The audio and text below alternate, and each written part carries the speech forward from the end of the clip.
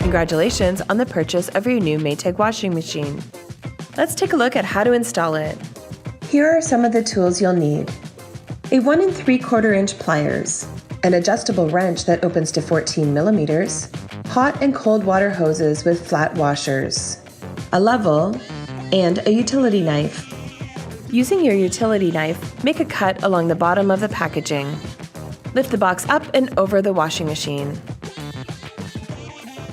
Warning: this is an excessive weight hazard. Use 2 or more people to move and install your washer or dryer. Failure to do so can result in back or other injuries. Enlist the help of a friend to tip your laundry machine over.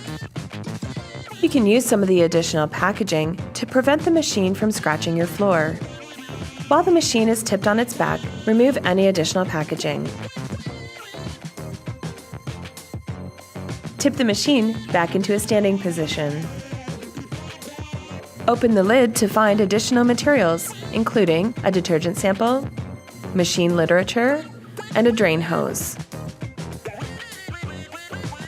Now it's time to free the power cord from the back of the machine. Next, you're going to install the drain hose. Fasten the drain hose in place using your adjustable wrench. Place your drain hose into the standing pipe. Now it's time to connect the water hoses. Make sure your rubber washer is installed before connecting the water hose to the water line. Connect both hot and cold hoses to the water line and then connect them to your machine. Secure using an adjustable wrench.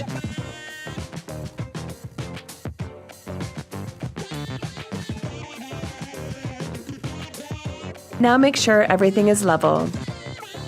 If you find that your machine isn't level, prop it up with a wooden block and make adjustments to the feet.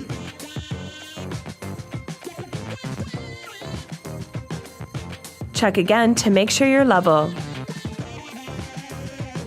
Congratulations, you're now ready to use your new Maytag washing machine.